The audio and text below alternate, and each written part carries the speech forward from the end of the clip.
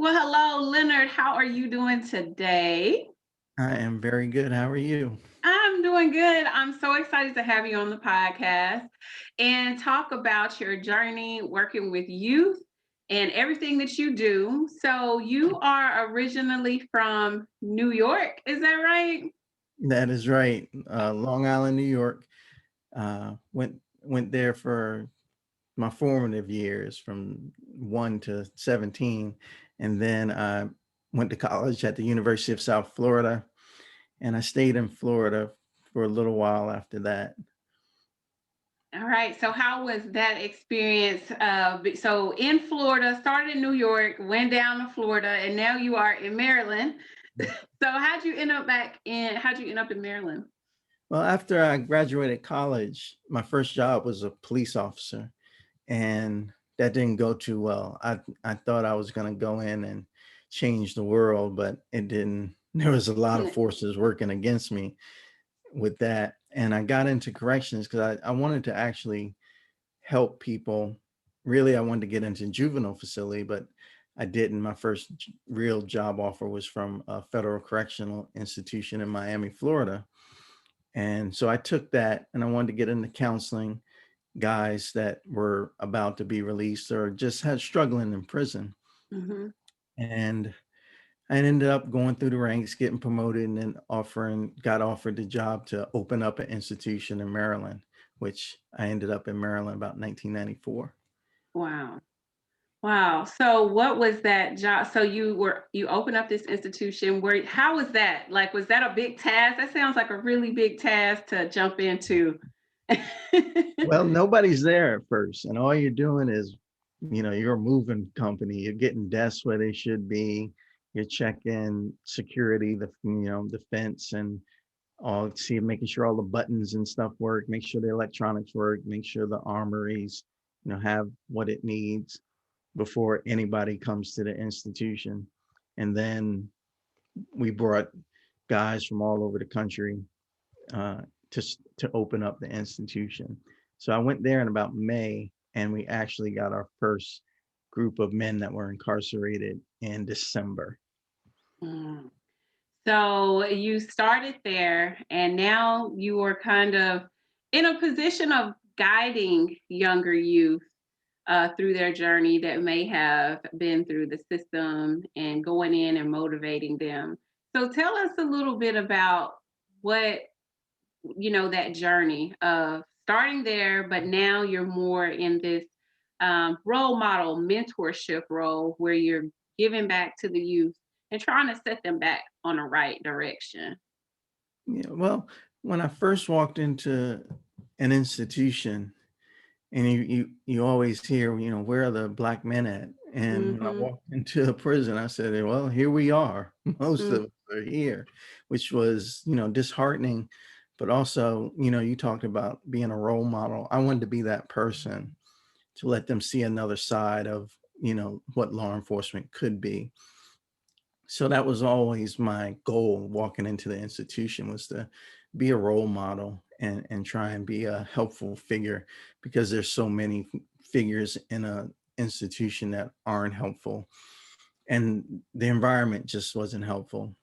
So I did that for, a long time, but it always crossed my mind, like, what was going on in society. It ran deeper than just drugs and things like that. Yep. And I've always just kind of wondered. And I started being an adjunct faculty member at Potomac State College and West Virginia University. And I saw young black men walking into my classroom, and I was like, this is great. But what happened to the guys that are in the institution? Because they're just as smart, they're just as creative, they have the same things. So I started to ask questions of the college students and the young guys that were coming into the institution. And what I began to realize was the ones that were coming into my office in the institution, there was a lot of undiagnosed mental illnesses. There was a lot of undiagnosed learning disabilities, which I didn't, it kind of angered me, because how do you go through elementary to high Mm. school without anybody knowing what's going on? Yeah. And the young men that were stepping into my college classrooms, somewhere along the line, there was an intervention for a lot of Mhm. them. Somewhere along the line, they got help. And I just kept researching. I found this idea of the school to prison pipeline and how schools kind of set kids up for prison a lot. Mm. And so, what did that look like? What did that conversation look like with you trying to get together and collaborate with other entities? Because I'm sure you had to do a lot of back and forth talking with people at the school and the college about how to change this direction of what was happening. What was that conversation like? It wasn't much. There wasn't a lot of either from the correctional institution or the college.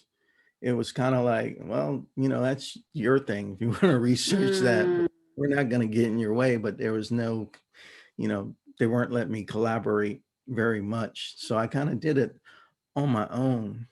Uh, I love that you and it say just, that. I want to stay there for a minute. I love that you say okay. that because so many times working in the community, that's what we have to do. When you see a problem and you see that, maybe people aren't moving on it and you see it, you got to move on it. It doesn't matter what anybody else say if they don't want to get involved, but you know that you can truly make a difference to all of the listeners, to everybody that's listening right now.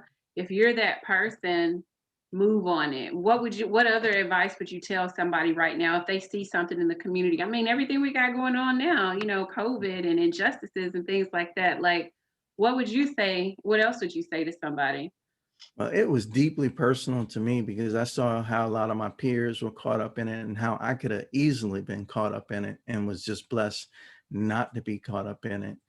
And I think a lot of people feel like they're not good enough because that's how I felt at first.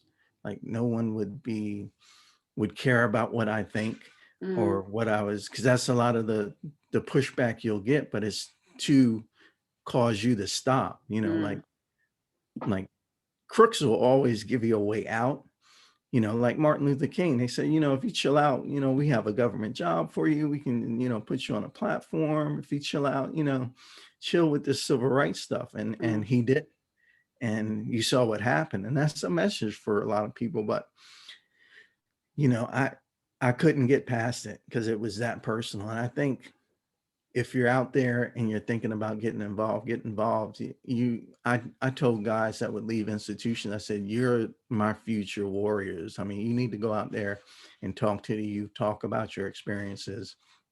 And the first thing I say when I talk to youth, I'm not here to impress you with my accomplishments. I'm here to impact you with my mistakes. And mm. That's if you good. go into That's it like quotable. that, if you go into it like that, nothing can stop you. Mm, I love that. I mean, a lot of times people connect with us with our mistakes because if they find themselves there and maybe somebody hasn't been as transparent with them about the things that they've gone through, that sometimes really does cause people to gravitate towards you because you have something in common.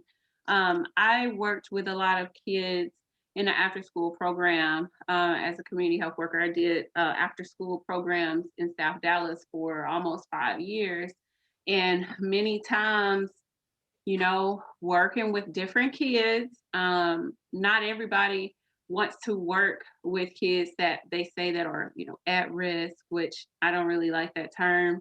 Um, but I think that the more, like you said, it's personal to you, the more you pour into it, the more you pour into the students and the kids, the more confidence that you are giving them. And you don't even know that you're planting these seeds.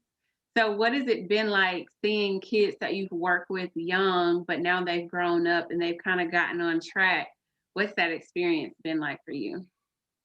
It's just you feel like it's your calling. Like I'm in contact with guys that have been locked up and released, and they find me on social media, and there were some that before they released, I said, here's my email address. When you get settled, let's continue to talk. And having those guys saying, I'm doing well, but not only doing well, but giving back to their community in different ways has really made me proud of them. And working with the youth, it just feels like natural to me. It feels like this was what God had told me to do. I mean, I grew up, and God bless my parents. All they wanted me to do was be successful, but Mm-hmm. it was, you know, I'm a first generation, college graduate, and it was get good grades in school, go to college, get a good government job, go to Disney World one time with the kids, and all that check Yeah. off stuff. Yeah. Check And the then, box. Yeah. retire at 72, and that's what your life's going to be. And that's how they were raised. They were raised worse than that, actually. My father was born in 1921. He went through the Depression. He was a white man who was put in a mental institution for having a relationship with a black woman. It wasn't, my mother. Mm. um he went through that, and then going to World War II. My mom is born and raised in Selma, Alabama. She was born in 1941, heart of the civil rights struggle. So they experienced things like, if you get out of line, you could be killed. You can be Mm-hmm. placed in a mental institution. You could be, so many things can happen to you. So they did a lot of parenting out of fear of me being killed, which there are so many parents out there today now that live with that same fear that, Mm-hmm. if I let my son or daughter go outside, they could get killed. So, that keeps me going, because, that's the last thing we need, is this world to continue like it is. I want my grandson turned 1 in October, and it's like he's coming into the exact same world that my father was talking about. And my Mm-hmm. father wouldn't want this. Yeah. And when you're being a part of the solution because you're pouring into you. So talk to us a little bit about your programs and what you do um, that help the youth that you serve. Mhm. My main goal is to have youth advocate for themselves educationally. And Mm-hmm. what I mean by that is, we do a bad job of telling youth of why we do things. And it's like the reading levels, there's a study that shows if you're not reading on task by the fourth grade, you're, 20 times more likely to end up in prison. Mm-hmm. But while we're going along that way when they're so young, and we're pressuring them to read, we don't tell them that. And I just believe we need to give them the information of why we do these things. If we're just telling them to do it just because we say so, we're not connecting with the kids. If we tell a 8-year-old, look, the reason why I'm having you sit down 20 minutes a night to read is because you're more likely to go to jail if you can't read, that has an impact. And we don't have those conversations with kids K through 12 of why, I'm taking you to play baseball or play a sport because I want you around good male role models because your dad's not in your life. We don't explain that to them. We just push them in that direction. And if they have that information, they can advocate for themselves. They know what classes to take. They know the nuances of the classrooms. And we just don't take um, administrators and teachers' words that our kids are acting up in class.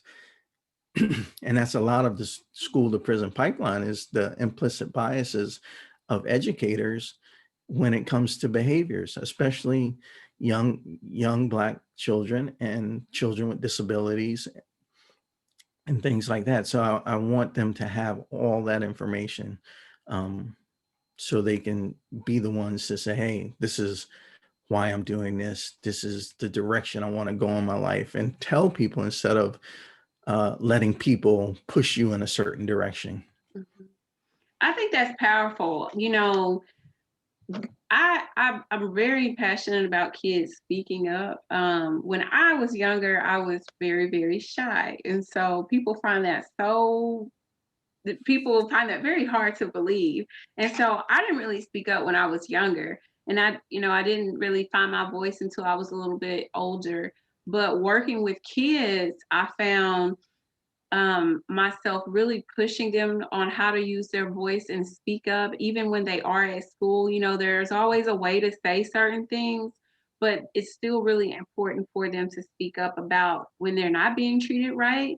When they have a question, if something's not right, you don't always have to take somebody's word for it, especially because, we really need to teach kids, I believe, how to find that intuition, that gut that tells you, I don't think that's not right. I don't think that teacher is supposed to say that to me or supposed to treat me that way.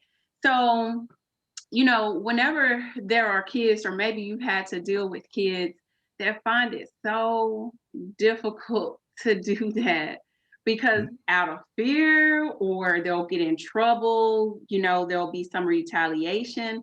How do you walk them through advocating for themselves? And this can be applied even to the sector of healthcare for people that are scared to speak up and advocate for yourself and ask those questions. What tools do you have for someone?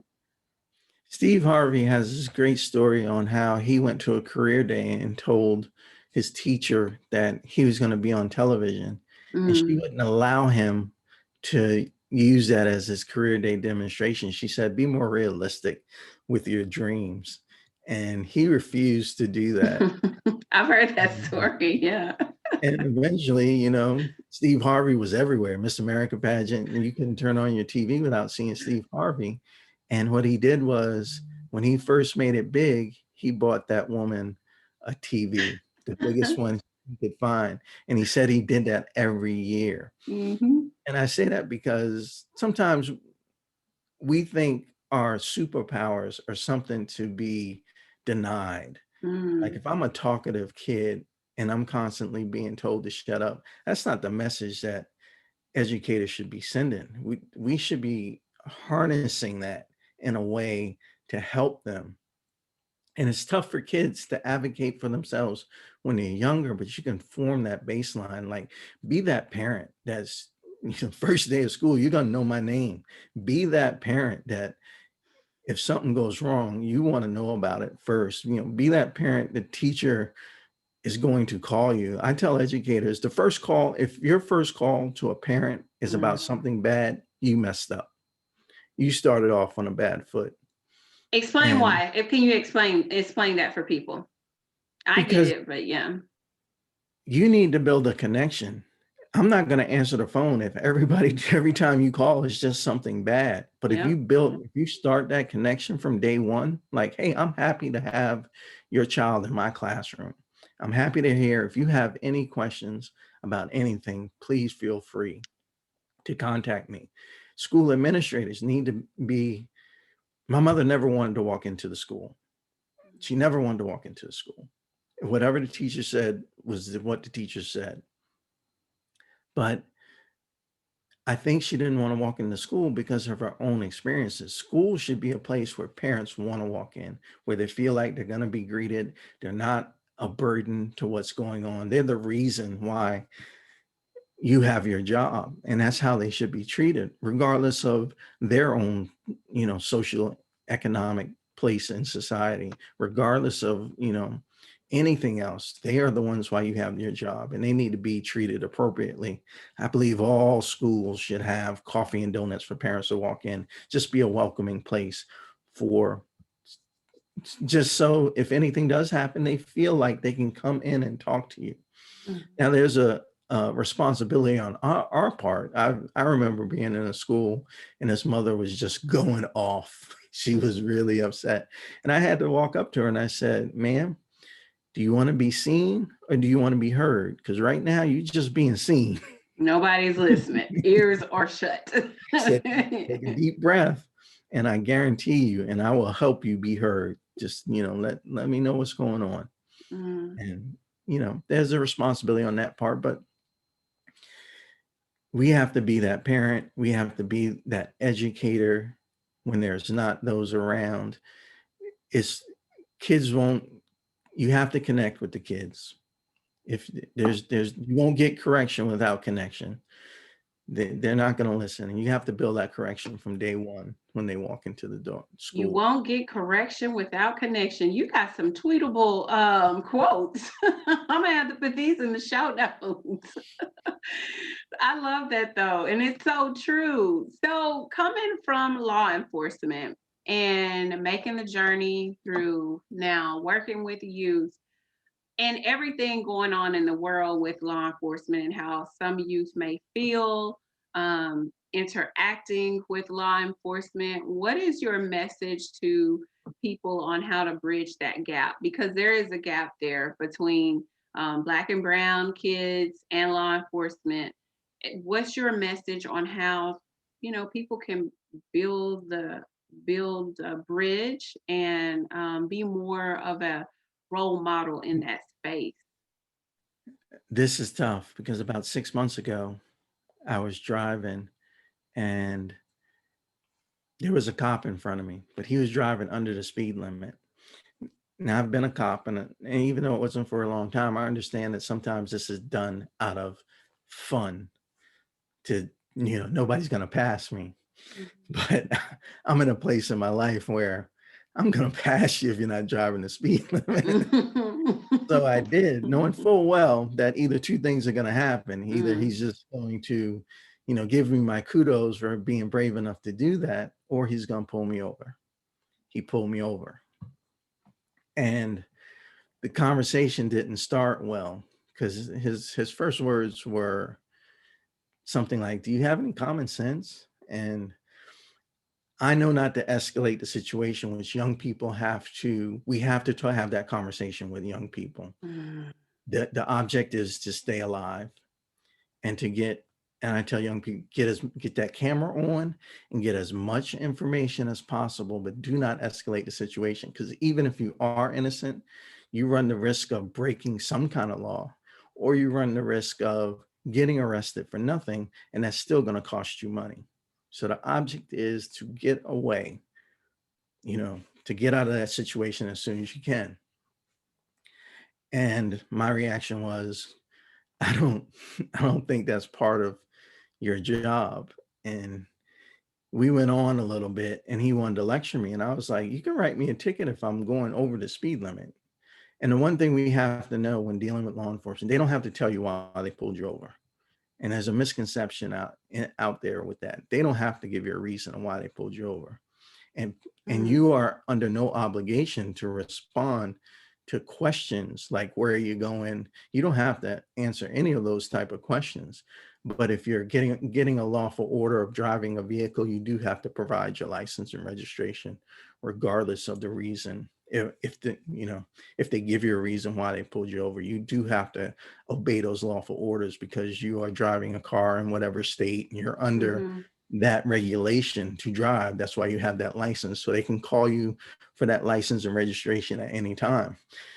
So as I seen him getting more upset because I'm not answering, I was like, you can write me a ticket, I'll pay it before the ink dries.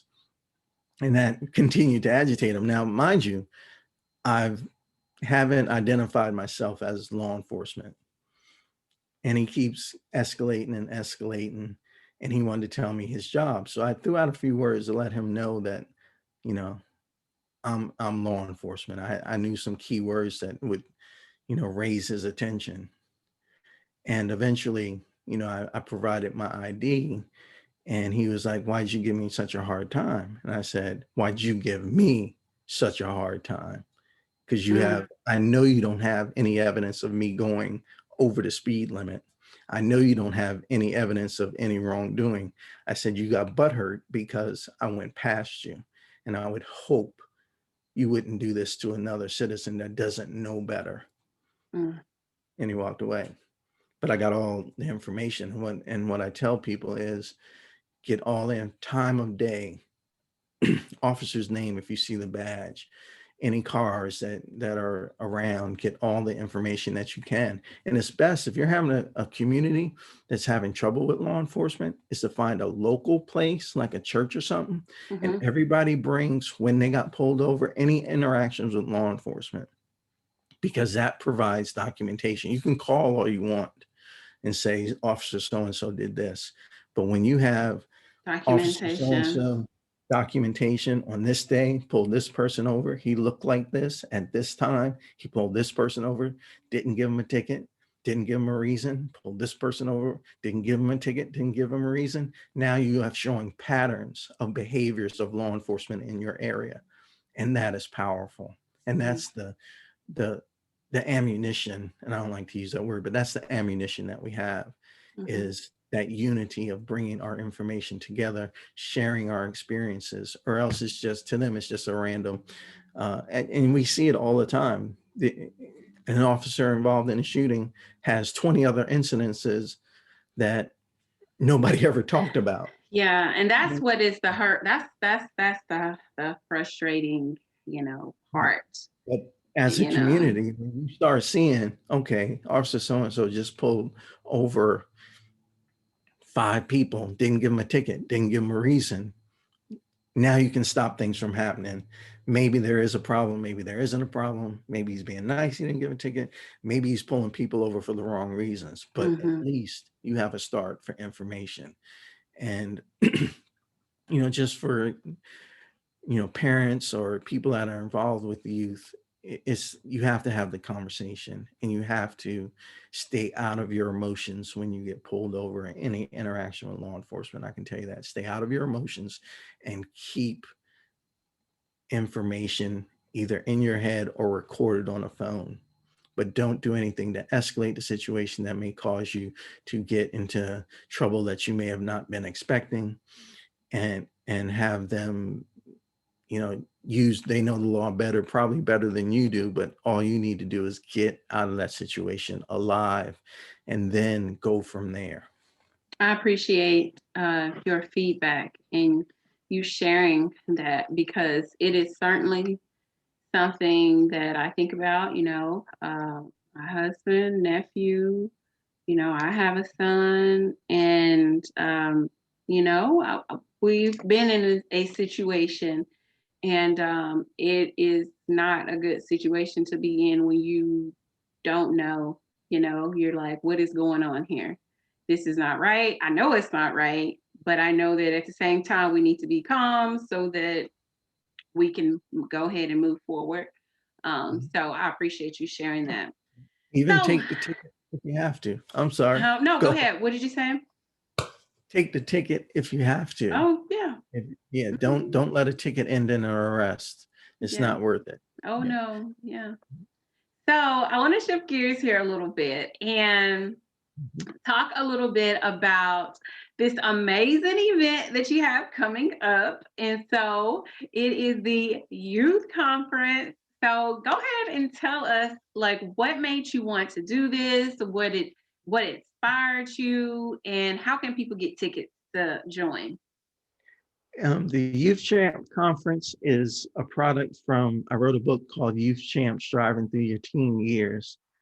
And I was just sitting around, and all these kids on social media were talking about, you know, depression and not being able to see their friends and COVID and when it was going to be over. And some of them went back to school and got pulled back, school got canceled again. And they're going through all these emotions. And I knew we were going to come up on the year mark, and I wanted to do something to provide some physical, emotional, psychological support for them, because I know there's going to be a whole lot of emotions when that year mark hits, because there's going to be things on the media. And I just wanted to put something out. What better month to do it than Black History Month? Uh, Yeah.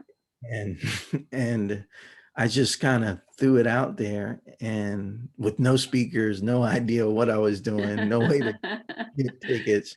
I just kind of posted it, and it was amazing the support I got. And I have a group of amazing speakers that are just going to provide that psychological and emotional support and strategies for parents and youth.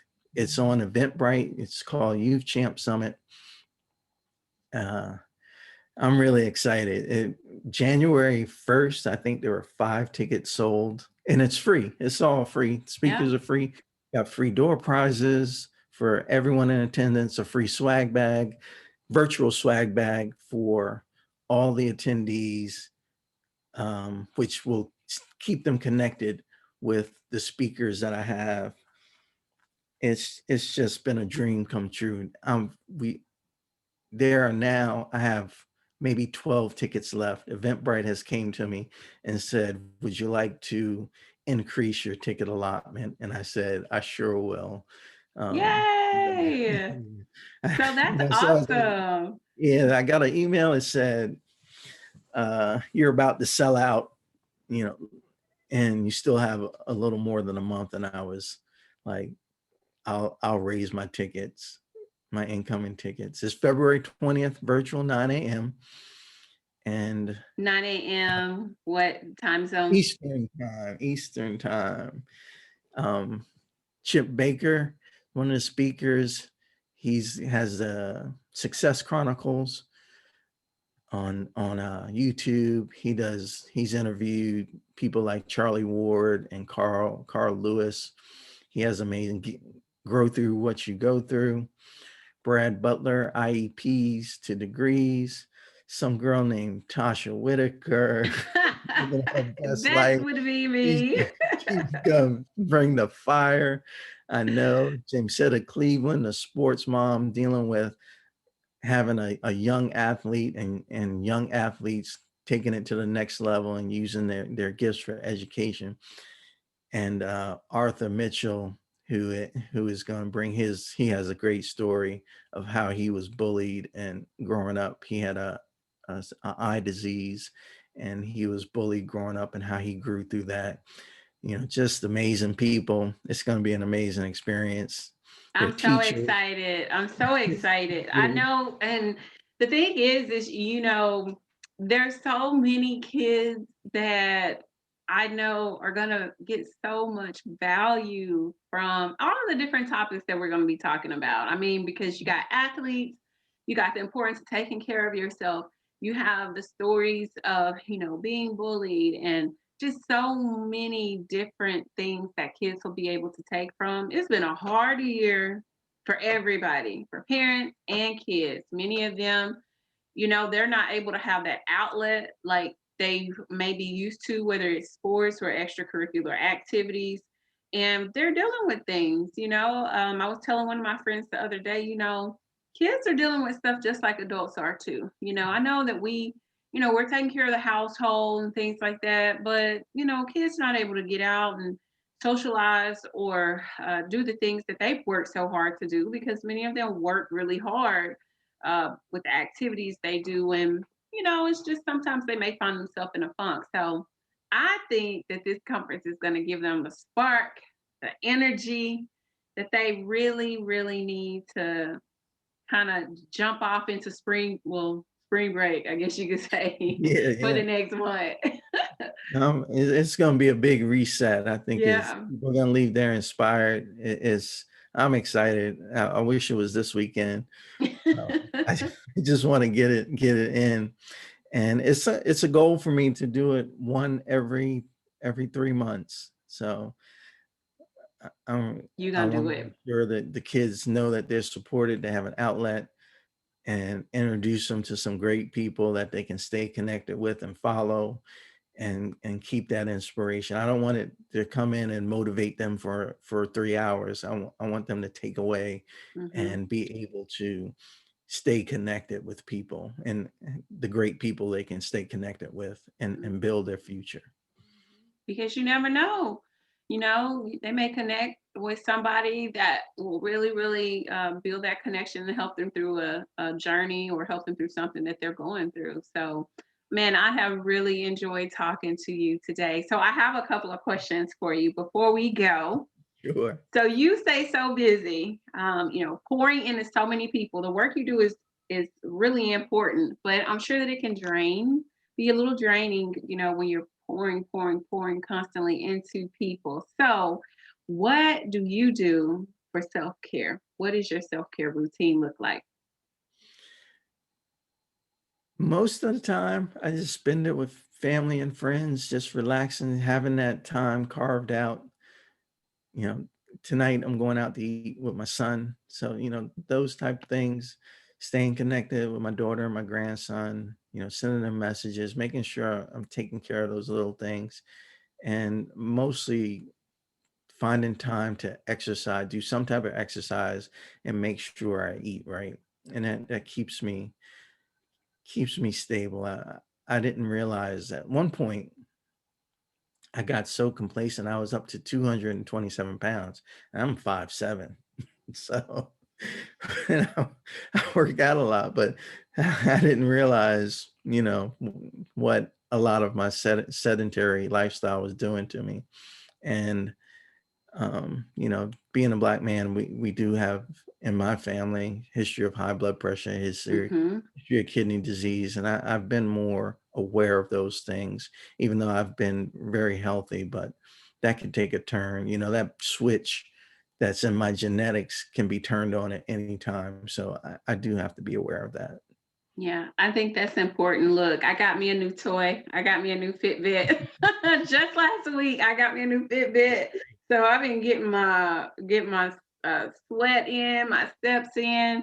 I think that's so important. That's actually one of the things I'm going to be talking about with the kids. And so the importance of the movement, and just it's important to take care of ourselves, because we're not going to be able to pour into anybody Mhm. if we don't take care of ourselves. Yep. And so, what is one nugget that you would share, leave the guests with, about the work that you do? What's one nugget? Give us one nugget you want people to walk away with. We all have our own gifts that God has given us, and He wants us to use our gifts. And it doesn't matter how old you are. I was 48 when I found my gift and really was able to enhance it and share it with the world. So whatever your gift is, enhance it and share it with the world. That's what it was meant to do. Awesome. Thank you so much. I appreciate it. This has been so much fun, and I can't wait to the conference. Yeah, I'll see you there.